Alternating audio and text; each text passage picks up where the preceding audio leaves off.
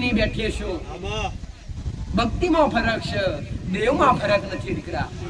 એ રેણી કેણી મર્યાદામાં ફરક છે, બાકી દેવમાં ફરક હોતો નથી. દેવ તો દરેક એક છે.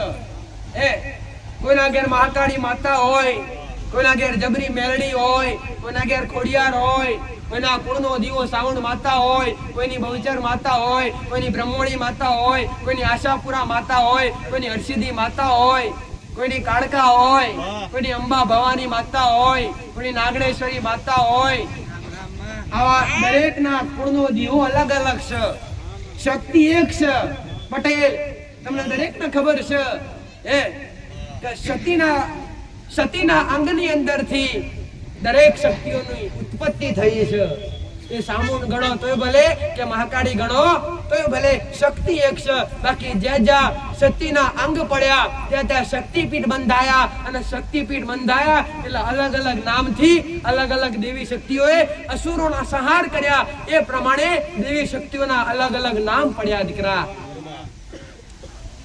સાઉન્ડ માતાએ ચંડમુંડનો સંહાર કર્યો એટલે કહેવાય કે 2 રૂપ ધારણ કરવા પડ્યા દીકરા. એટલે ચંડી ચામુંડ માતાએ ખાલી એનું નામ ચંડી હતું. આજ પણ યજ્ઞની અંદર ચંડી નામથી આહુતિ આપવામાં આવે છે દીકરા. પટેલ, તો ચામુંડ માતાના આખું નામ થયું ચામુંડા, ખાલી નામ ચંડી હતું. અને ચામુંડ માતા કહેવાય છે દીકરા કે સાધના વિદ્યાની દેવી શક્તિ કહેવાય. મહાકાળી માતા સાધના વિદ્યાની દેવી શક્તિ કહેવાય. આના જેવી માતા તો અખિલ બ્રહ્માંડમાં ખોરવાથી ના મળે દીકરા. ચંડમુંડનો સંહાર કર્યા એટલે નામ ચામુંડા પડ્યો. કાળકાનો જ્યારે વિકરાળ રૂપ થયું એટલે શરીર કેવું બન્યું દીકરા? કાળું ભમર. એટલે એનું નામ પડ્યું મહાકાળી માતા કાળકા. જેનું રૂપ કાળું હોય, જેનું વિકરાળ સ્વરૂપ હોય, એટલે જેના જેવા રૂપ હતા, જે દેવી શક્તિના જેવા કામ હતા, એ પ્રમાણે દેવી શક્તિને નામથી સ્થાપન કરવામાં આવ્યા. બાકી શક્તિ દરેક એક જ છે દીકરા.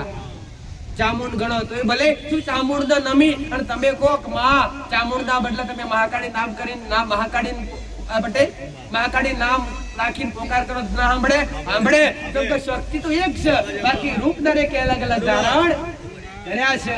પટેલ, તમે દરેક કોના છો?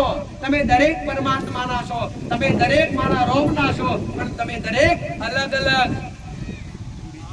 અલગ જગ્યાએ જન્મ ધારણ કરી, અલગ અલગ માના કુખમાંથી જન્મ ધારણ કરી અને અલગ અલગ કેવું રૂપ લઈને બેઠા છો. આમાંથી એક જેવું દેખાય?